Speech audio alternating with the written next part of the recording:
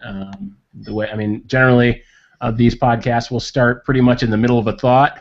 They're meant to be conversation starters, not conversation enders or problem solvers, so to speak. It's just to get more people talking. I think that's what the whole clip by Louis C.K. was really meant to do anyhow, was to get people kind of talking. And Yeah, so I mean, it did that. Yeah, it definitely. That's why we're here. It definitely did that. We're going to try to, obviously, David and I, you and I have another one in an hour from now, so we're going to try to keep this to 30 minutes like usual. And so I guess we should just start talking about this scene since we've been waiting a little while here. So we're talking about this scene from Louis C.K. It's being called Brilliant. It features Louis C.K. and this actress whose name is Sarah Baker, and it's really more her in the scene than anything else. They're walking along this river walk, and she says it's hard to be a fat girl, and he says, you're not fat, and from there it just, I guess from Louis C.K.'s point of view, it spirals out of control for him, like what is happening. All of a sudden he's got to represent all men everywhere as Sarah's character kind of dives headlong into this soliloquy that lasts about 8 minutes, talking about the plight of fat girls, especially in the dating scene, single, 30, post 30, and fat. And so in tonight's conversation, we're going to be using the word fat pretty liberally, not in a derogatory sense, but just as a descriptive sense. In the sense of me, Calvin, I am a skinny black guy. We've got a couple fat girls, and I don't know how David would refer to himself. That is an interesting question. I'm a strange example of a guy who, I don't know how strange it is. I think it's actually not that strange. It's not very talked about. A guy who has suffered with body image issues a long time. Not suffered with obesity. I know that objectively.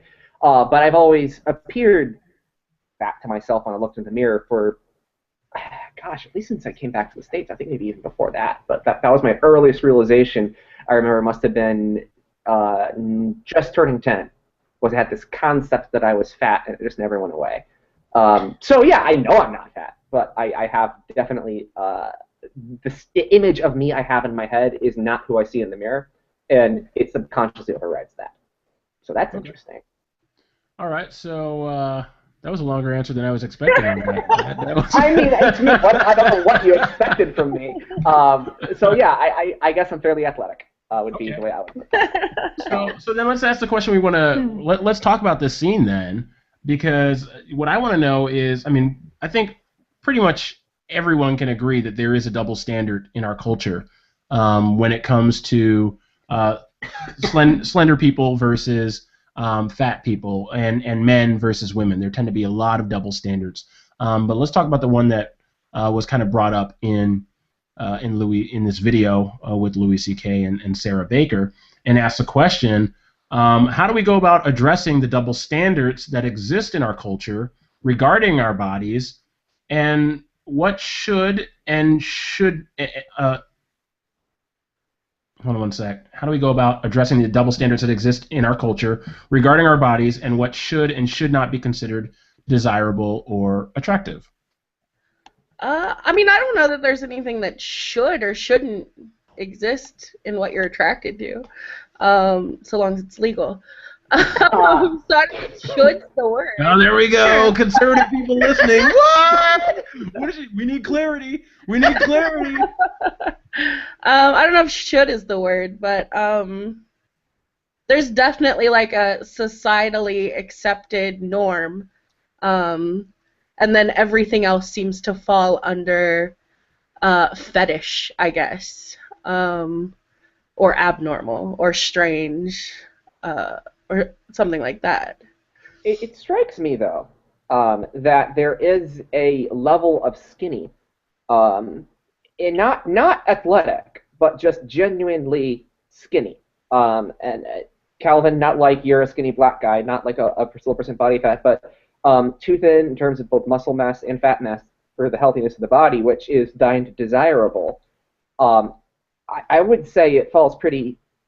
If you're going to say there's a valley of this is what a normal healthy person looks like, and then if you desire things outside of that, if you call that a fetish, I would say it falls pretty strongly into fetish. Not that I think it's an accurate word, but that's what it is. Right. And then, of course, if you're going to say, well, then men who are attracted to fat chicks, or chicks are attracted to fat men, do you say, well, that's also a fetish? Right. The fact that I feel like that would be called a fetish, whereas supermodels would not be called a fetish. Right. That. So it's being seen as it's fetishized if it is not the norm. You're right. This is If you like what is outside the norm, that is considered. Well, I guess the question is, what's normal? I would say. Say again, David?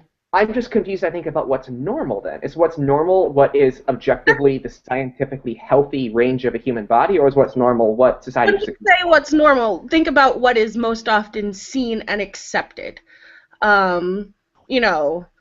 And that's not hard to think about. Any trailer for any romantic comedy is typically your standard, thin woman what societally acceptable in terms of attraction tends to be and what is marketed to us. And so most often anything that falls outside of that gets labeled fetish, whether that's fair or not, I say no, but that is what tends to happen. Well, I don't know, though. And what I don't know about is, obviously, Channing Tatum is desirable. He's put forth as a desirable thing. Are you saying like Channing Tatum? Totally. No. I'm not saying that. I need some clarity here. I'm pretty sure I'm not attracted to Channing Tatum, just saying. And I mean, I guess an example of that for me would be Scarlett Johansson is put forward as being this really, really desirable thing. Right. I got to be honest. The only thing I find at all attractive about Scarlett Johansson is the way she talks. Which like the rest of it played the voice in the movie Her, and a guy fell in love with an AI because of just the voice. It's something else. Not gonna lie. Right? But it could have been Morgan Freeman, and I would have fallen in love. Let's just be honest. I guess what I'm wondering about is I don't know. I don't have a poll of everyone. I just know me and my immediate friends. It seems like while we can say this is what's put forward as being the thing which you're supposed to want. Right. I find in a lot of circumstances that's not what I want, and I know that's not what some of my friends want.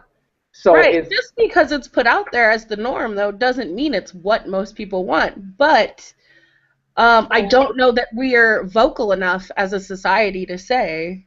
Yeah, would we maybe say mainstream then? Yeah, I mean that's the correct term then, mainstream. Yeah, mainstream. I think there's a difference between what is the norm in Hollywood and what is the norm in actual society. They usually, as much as Hollywood tries to press for them to actually be the same, they very, very rarely are. Right. So what is normal then? I mean, normal is almost abnormal. I mean, there's normal is almost really skinny, like real life skinny, and but I'm thinking in terms of like television. Louis C.K. Otherwise, the women that have played across from him are people like Parker Posey, who is very thin, and so part of what they put on camera, not all of it, but a significant part of it is what the videographers are used to filming. Women are actually, in terms of camera angle and up and down placement, ludicrously hard to film in a way which looks flattering. You almost have to adjust it for the woman's body type completely. So on the one hand, you are seeing all these same body types out there. On the other hand, that's not purely for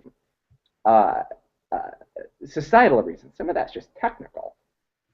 I don't know. I mean, we've got a lot of technology. We can make. Yeah, that's kind of that's interesting. I'd have to look. I have to look. No, I mean, up. it's not a matter of looking up. I did this professionally for 2 years. Right, but I'm saying like they could work around that. We have the technology. No, I can see robots fighting all through New York City, but we can't make a fat lady. It's not an issue of technology. Well, I think it also comes down to stock and like wardrobe and what they make, for everybody. For example, there are exceptions. Tyra Banks, for example, she was not at all stereotypical for a model, but they made that work for her.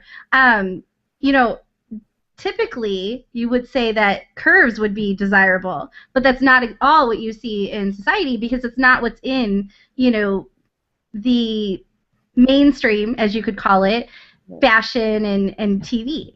It's not. Well, and the reason for that is a subtle difference in either angle or depth of field on a particularly curvy woman will make the woman go from beautiful to fat. Okay, but look at older years ago, they had less technology and they had bigger women. Hold on, I want to go back real quick to where he just put 2 columns of beautiful and fat. Yeah.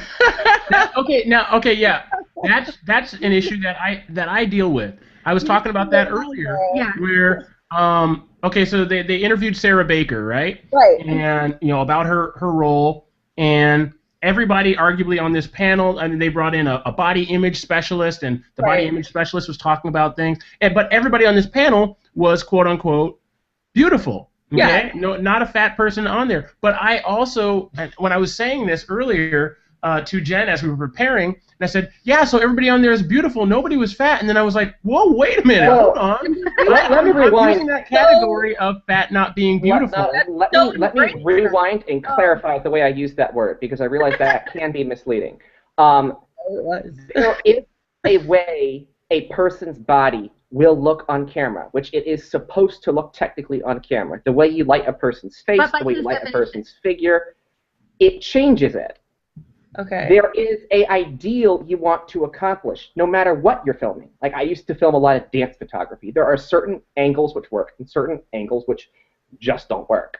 As an artist, when you get the thing which works, you call it beautiful. It could be a luscious, curvaceous woman who you film right for her curves, and she's beautiful. It could be a fat woman where you film it right for her, and it's beautiful. You see that a lot in the Renaissance art. It could be a skinny woman like Scarlett Johansson. You film it right for her, it's going to be beautiful. The issue is, in videography, at least the dance stuff, whenever you're up close on a tight shot, if you screw up your depth of field, or if you need to have a flexible wardrobe, and you've got a bunch of women with a bunch of different kinds of varied curves, a single misstep of the camera can make her boobs look really weird for that shot.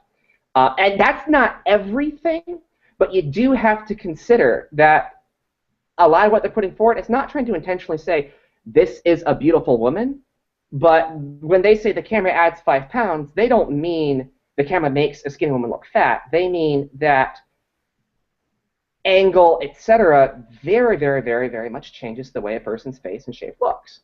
Okay, so let's take it out of let's take it out of the technical, and let's go to what was talked about a bit more in the Louis C.K. clip itself. The young lady says, it sucks being a fat woman, and Louis says, no, you're not fat, and it starts off where she just says, the worst thing you can really, Louis, right? The worst thing you can say to a fat chick is you're not fat, and then it takes off into this soliloquy, and I felt like poor Louis C.K.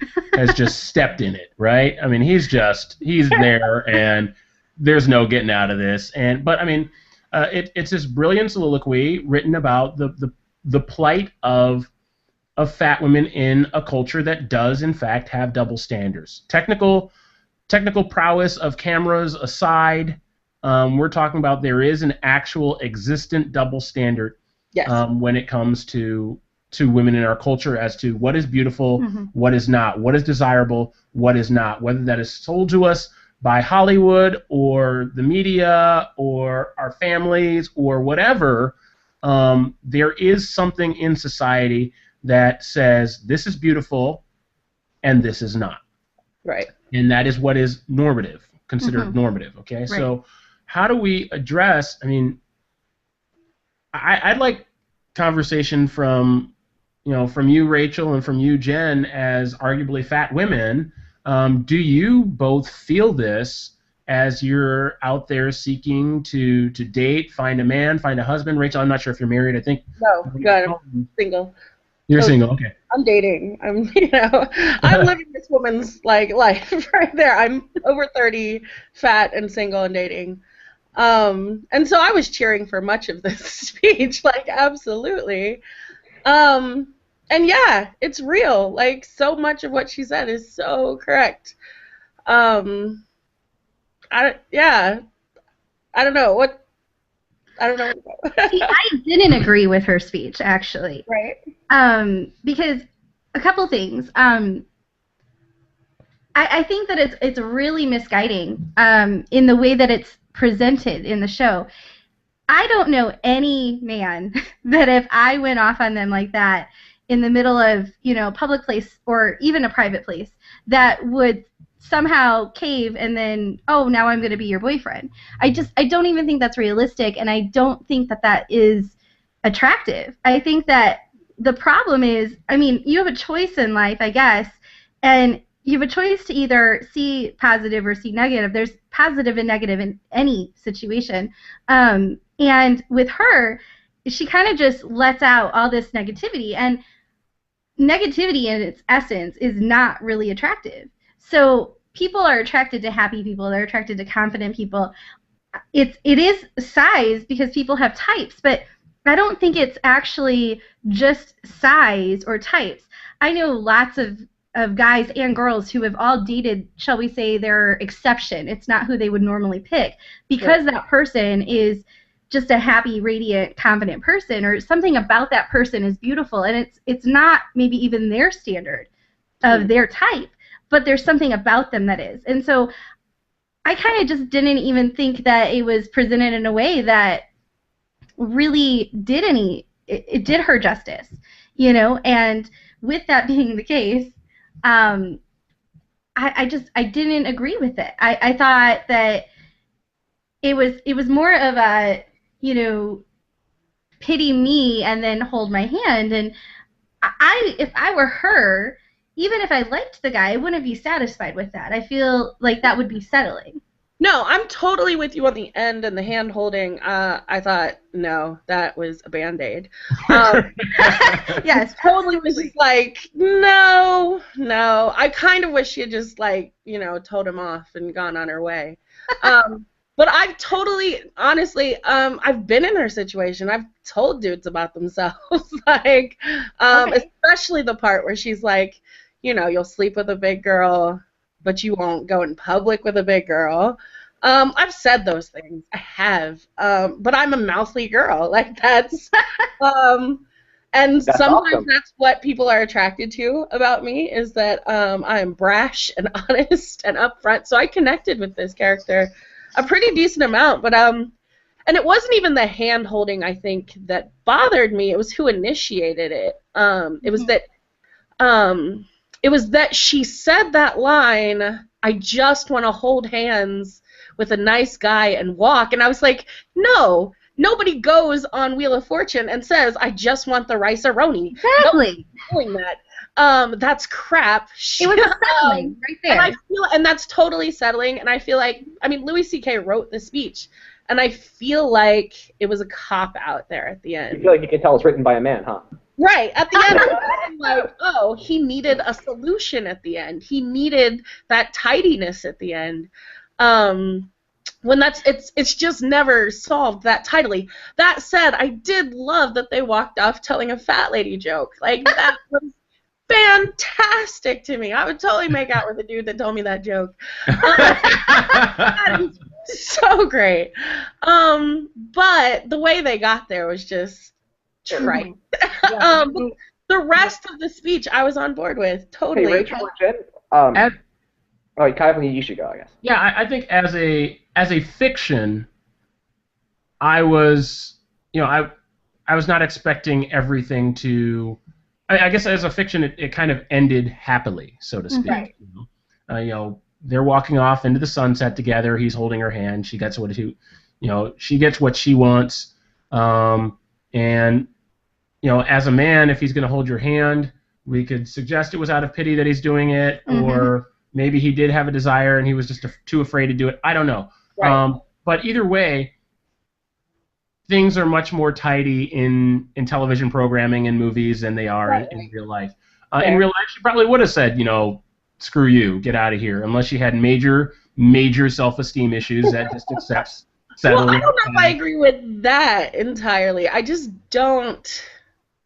I don't know any real woman that would say, "I just want you to hold my hand. I don't want anything. I don't either. I want a boyfriend." I kind of feel like I just want a boyfriend, bro.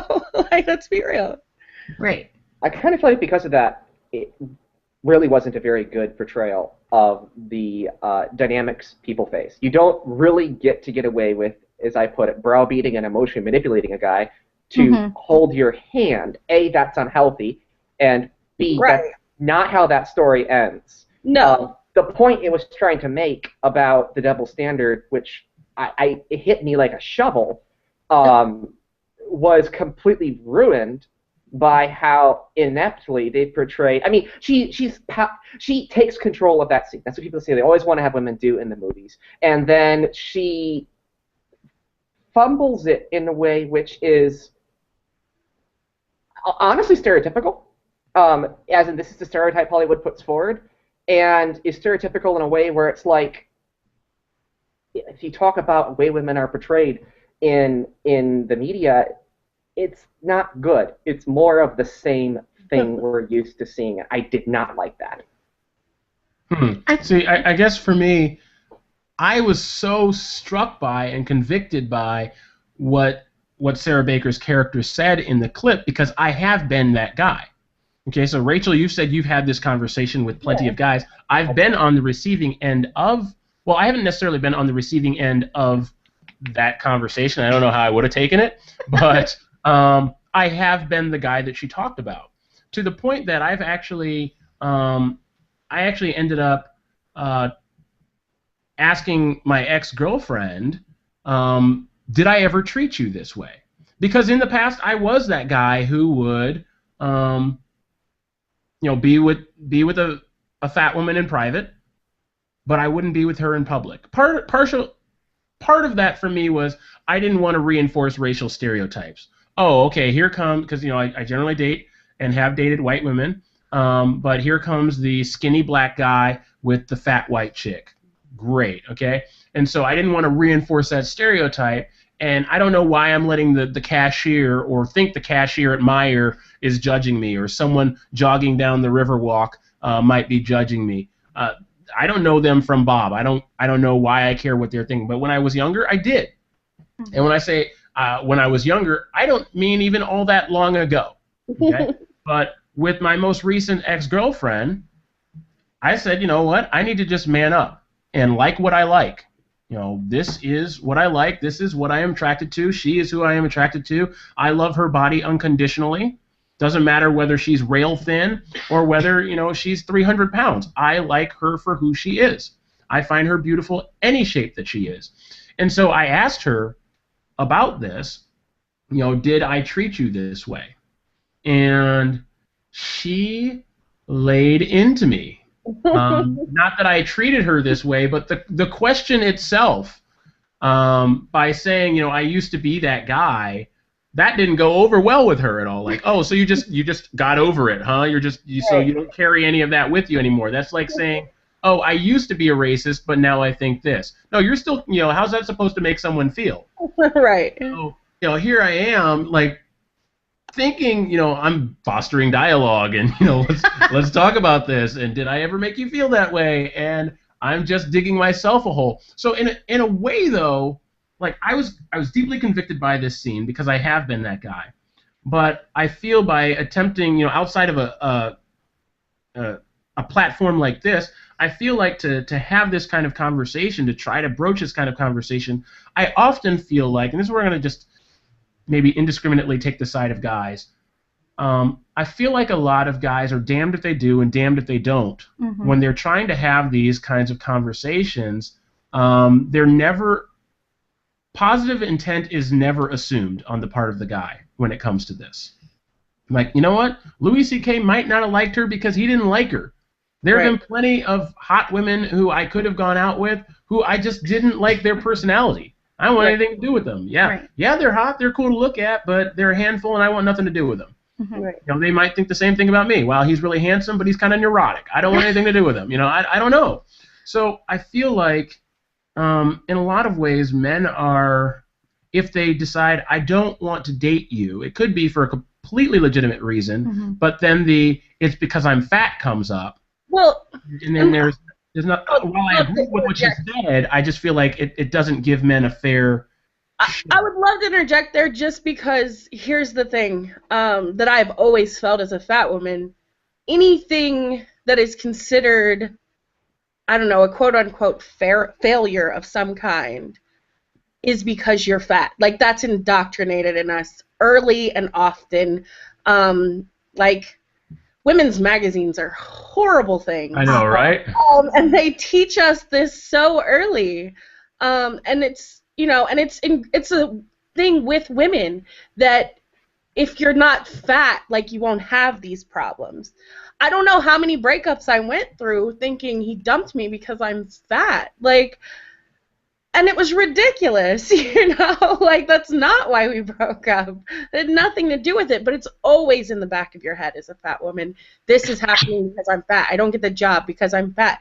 Because they tell you how unworthy you are of anything good when you're fat. Like, that is so woven into so much of society that we don't even notice it half the time anymore. But it's the lack of visibility. We don't see ourselves anywhere. If we do, we're apologizing for our existence. We're explaining how we're whittling ourselves down into something more acceptable. You know, like any woman on TV. I mean, the Mike and Molly show, which I never really watched because they met at like a Weight Watchers meeting, and I was like, two fat people in love, and like they met at a Weight Watchers meeting. Like, that's the best you could do. And then like other sitcoms, the guy will be this big, you know, a fat guy, and he's got this like smoking hot wife, which nobody really questions. But when, like, a fat woman is the star of a sitcom, her husband is not, you know, some rock hard abs guy. You know, it's like Roseanne Barr picked Dan. You know, you know, and like, and it was. I will say in defense of guys, when we see the quote unquote gross dude with the smoking hot wife, we're like, he's got money. He's got money. Yeah. Body shame and call them gross. Actually, that is a significant thing, which I thought I would bring up earlier. I think the issue is, in large part, fat people are demonized. That's a huge issue. The issue of how women are treated in media as being they're not allowed to be an accessory if they're fat, whereas men can be an accessory if they're fat. Right. Is how we view status. For men, status derives from money or power. And the way we have status in our society for women are largely denied power. They can have money, but even when they have money, they're denied power, which means how do you have them become that accessory? Or if they have power, they're denied the same amount of money that they would get if they were a man. Right. Yeah, I mean, I'm speaking strictly in terms of appearances, but I think it touches on a deeper issue, that if a man dates a fat woman, he compromises his status. Oh, absolutely, and she says that. I mean, she says that in her speech, you know, that Louis C.K. can get on the microphone and talk about his body in a negative way, and it's cute, you know, it's endearing. But like myself or, you know, the other body positive activist women that I know, we get up. We talk about our bodies. My friend Denise just did a nude photo shoot, and she's getting like people telling her to kill herself because of her body, and being proud of her body. And it's not, you know, she's not admirable to people. To certain people, she's admirable to me. But we talk about our bodies, and it's how dare you talk about your body and not be apologizing for it.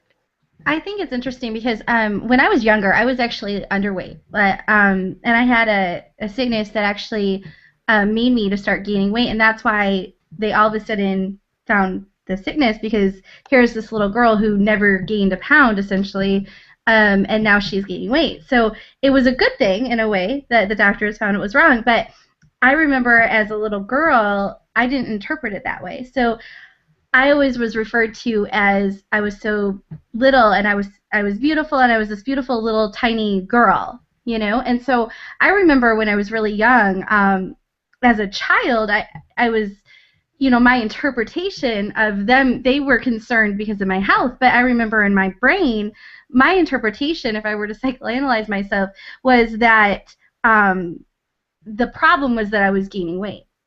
And I remember as in junior high and high school, I really struggled with that. So I mean, and maybe I'm different in this way, but I was always told I was beautiful. So I never had a problem with that. But what I had a problem with was that I had gained weight, that I wasn't tiny anymore.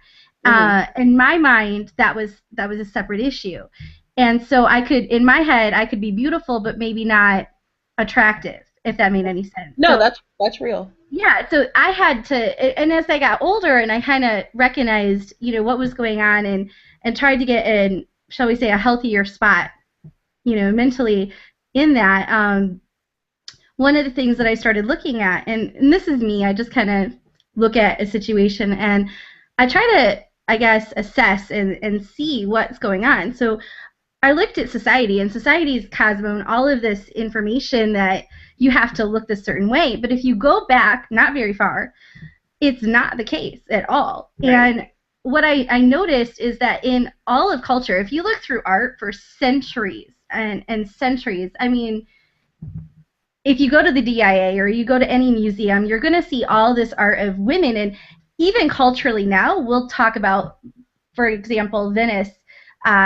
being beautiful, and she's the, you know, the goddess of women and all of that, and they all have guts. They all have these bellies, and it's so interesting that in other cultures as well, other than, shall we say, America and Europe, it is still the case. So if I go down to Mexico or if I go to different countries, it's a completely different thing.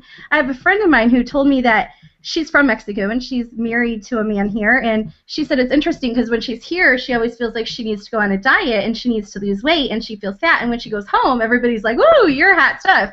So it's a different culture, and it's a culture that really is driven by the media. But what I kind of noticed, and if I looked around and the people I knew, the relationships I knew and the couples I knew, they all were happy, and honestly, most of them were not the stereotypical couple that you would see in Hollywood or that you saw in a magazine. There's tons of people I know that are all in good, healthy relationships that really value each other, that are attracted to each other, and they're happy, and they're not those typical figures. And a really good example of that is a man who's been married to a woman, and she has his kids, and she doesn't have the figure she had maybe when she married him, and somehow he still thinks that she's completely irresistible. Of course, there's also relationships where that's not the case, but when you look at those things, then you have to go, okay, there's a disconnect. There's a disconnect between Hollywood and what they're telling me is attractive and what they're telling me I need to look like and what's actually the case. I actually have a theory, and this is me. Maybe I'm a little odd, but I think that there's what Hollywood says we're supposed to look like is not really, honestly, what most men, I would say, are attracted to. In Hollywood, if you took those models that are there and you took them and stripped them down, and of course lots of men would be like, "Yay!" But if you did that, most of them would be like, "Wow," because honestly, most of them would look very, shall we say, young. They wouldn't have very many curves. They'd almost, a lot of them would look like a skeleton practically with skin on it, or a very, shall we say, starting to develop girl. They would not look like the typical fantasy that they've imagined. And if they saw that, I actually talked to another guy who told me, he's like, you know, I used to really like really skinny girls, and he's like, and then I took them home. He was like, I got that shirt off, and it just wasn't what I thought. So he's like, actually, it's completely different now. So I think that there's a disconnect between what society tells us is attractive and what actually people find. Absolutely, the beauty standard it's driven by, consumerism, by if you buy these things, you will be desirable. And so the media and Hollywood and all that have to feed into that, and because they all feed one another, and they all feed off of us. Right. So if the media I would like to interject a word, actually, about some of the stuff which was said within this conversation about the body types and how the society relates to it before we get too far away from it, if that's all right. Yes, that is all right, and we have 6 minutes. Okay. Well, I mean, Rachel, you had mentioned earlier about how women are always constantly trying to being forced to apologize for their body type, and Jen, you'd mentioned some stuff about what men are actually attracted to. My buddy and I have an ongoing issue. I am super into really athletic women. Not skinny. If a girl can bench 160 pounds over her head, I am so turned on. It's the hottest thing in the world if she's got muscle. But what that means is it means that while I'm attracted to rounder women because they have those beautiful muscles, I'm not attracted to heavier women in terms of the percent body fat. And I have not gone on dates with people because I didn't find them attractive. And for me, there's always this sense of, because I'm not attracted to you, and for me it's because they're not a certain more athletic look, not because they're not a supermodel look. What I like is not supermodel. I always have sort of a pang of shame about that somehow or other I'm hurting them. And I think that if some guys experience that, unless they're cognizant of that, shame triggers fear. Fear triggers demonification. I think there's a degree to which they know that either it could be hurting or that the perspective they have is inherently hurting. And there's not only the status thing which is triggering that, but it's also a fear response. And that's where you get the shaming coming from. Right. Yeah, right. For me on that, it's interesting that you say that, Dave, because for me it's not a body type thing. For me, I generally have. Yeah, I was raised around predominantly white people. I grew up in the military, went to pretty much all white schools, went to white churches, and so on and so forth. So I've been around and comfortable around white culture, and I generally tended to be the minority. And so then you just end up being attracted to who you're around. It's like I'm not going to be alone forever because there are no black women around, right? I'm just going to date who's around me. And I remember my sister asking me, well, why can't you just date a beautiful black woman? What does it say about us when you date someone who's white? Is your mom not beautiful? Is your sister not beautiful? And she's reading it that way. And I'm like, that's not what I'm saying. I'm saying I don't want to date my mom. I don't want to date my sister. And there are no other black women around here. It's like me and Asians. But nor do I feel that there should be some sort of relational slavery. Like, okay, you are black. You are, you make a good, you have a good job. You have good credit. You pay your bills on time. You're desirable within the black community, if we're going by stereotypes, right? So I'm an upstanding African American man. That doesn't mean that because I have those things and there are quote unquote so few of them in the African American community, I owe it to the black community to only date black women. Well, no, and attraction is attraction. Like I would never want somebody to feel obligated to date me. Like nobody wants to agree. And that's what happens at the end of the Louis C.K. thing. It's like he felt obligated. And going back to the same thing, like what I realized, and what I tend to tell people that come to me with body shaming issues where other people are projecting onto them, their shaming has nothing to do with you, ever. Yeah. You know what I mean? So it's always about some rejection, like the fact that I reject the standard of beauty that's being sold to us, and that I fight that actively, that angers some people because it's not what they're used to. And so whatever shame they project on me has to do with that, and not at all to do with my back fat. Like, I'm cool with my back fat. Like, we're friends. And some dudes are just like, I love that back fat. Right, and some dudes are like, yes. More cushion for the pushing, more to love. More to love. Right? You know, so but if somebody's not attracted to me, like I don't take that as like, you know, oh God, they're a terrible person. They don't like fat people. I think when it becomes active, and I think that's what the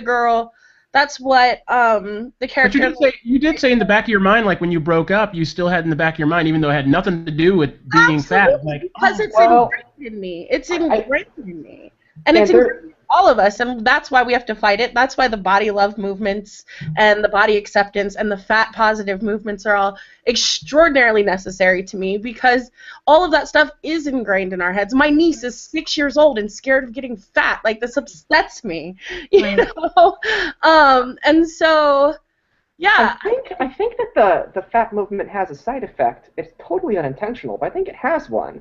Which is causing the fear response, which is, I feel like when I see a lot of these real women have curves things, one, I feel like girls who are genuinely skinny are being devalued, and two, I feel like, and this is far more selfish, and the other one might in fact be a projection of this, I feel like I'm being told, you should not be attracted to this, you should. No. And I know it's not trying to do that, absolutely, but that's not and if you feel that, honestly, like, I'm not trying to be a jerk, you need to, I would suggest sitting down and thinking about why you feel that way, because that's not me. That's not me. I know a lot of men who, when they see these things, they feel like just as Hollywood pushes it on them, someone else is pushing it on them. But one thing, the real women have curves. I'm against that, and I think anyone honestly invested in the body love movement is against that too, because all bodies are beautiful bodies. Actually, that's what we're pushing. Can you, for the viewership, elucidate? Because I think a lot of men might not know the difference there.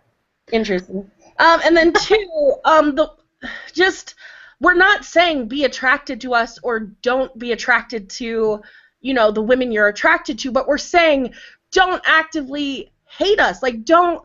You know, don't dismiss us just because of this, and don't. And I think that's what the speech is at its core. She says, "Why do you hate us?" Because there is an active and outward hate towards fat women, and it's real, and that's what she's speaking to. And and like, that's not saying you have to be attracted to us, but it's saying treat us like human beings. Yeah. And that's what that is. I'm not asking anybody to, you know, take me to dinner if they're not into me. Like, I don't want pity dates. I'm not about that life. There are dudes that want to date me, and that's who I want to date. Well, I think that is a great note to end on. I think that's fantastic, and bringing it back to what it was all about. You know, like making people aware that there is an active hatred towards fat people out there, but we've also been able to discuss other issues within it. So thank you, ladies, both for being on the podcast. Very refreshing. I'd like to actually keep you both in the loop for other possible topics that have nothing to do with this, just to get. I'm down to yell on you know, Google Hangouts whenever. I mean, I just want to say I loved the dynamic you guys both brought to this podcast. Oh, yeah. Thanks. By the way, David, I think that it really comes down to that people should not be ashamed to like who they like. No, I agree. You know? And I think that people make it personal, but it's really not personal. Like, either you're my type or you're not my type. Right. Like, it's not like I can only, like, well, there's arguments on this, but, you know, I can only be essentially, in most standards, right, with one person at a time. So I can't change everybody. So I have to be selective about it, and it's not personal. So, well, our next podcast is about how you don't have to be with just one person. You know, it's funny, I thought of relationship. We can talk about that. Hey, Rachel, I saw a thing that said, think of how many industries would be out of business if women woke up and finally realized their value, like how beautiful they are, right? We'll bankrupt Dove in a second. Exactly. But I do want to keep you guys in the loop, primarily because, and this is going to sound sexist, because you're women. We did a podcast. I'm not mad at somebody who wants to hear me because I'm a woman. Here's the thing: in a few weeks, I will have this conversation. Like, I will put this up on, I put up on Facebook. Hey, we're gonna be talking about this. Looking for some women to be a part, and women would like comment on the video. Oh man, this is terrible. I wouldn't say this. And then I'm like, hey, will you join us in the podcast? They're like, oh no, I'm gonna fade off in the background.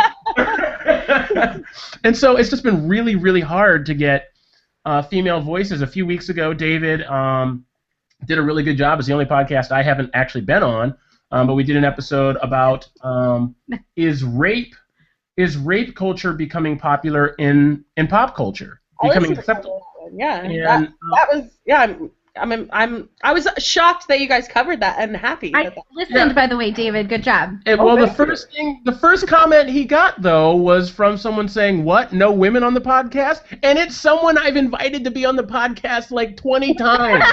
You know what the interesting thing about that is, I was sort of criticized that, like they said, am I lagging out? No. Okay, I had the criticism that like they didn't want to come on the podcast because afraid they're being called emotional. You couldn't tell because I edited it, but I was basically having an emotional breakdown the entire time. And I'm like, come on, guys. David, where do you live? I know somebody who's your type. Oh, awesome! I'm not kidding. No. David's the man of the hour. He's been going on dates like nobody's business lately. But are they your type? I'm from Chicago. Oh, bummer. I know, right? A girl from my high school just got into all this bodybuilding stuff, and she looks amazing. She's gorgeous. Like, hey, maybe I'll move. Where do you guys? What's your number, visit, girl? You know? Yeah, come visit Calvin. I think she's single. Her and her sister too. She got her sister into it. So, well, we're gonna log out because I gotta send her on her way, and I gotta get set up for the next one. But definitely, I'd like to keep you in the loop for another one. And Rachel, if you are willing to join us in the future, absolutely, for another podcast.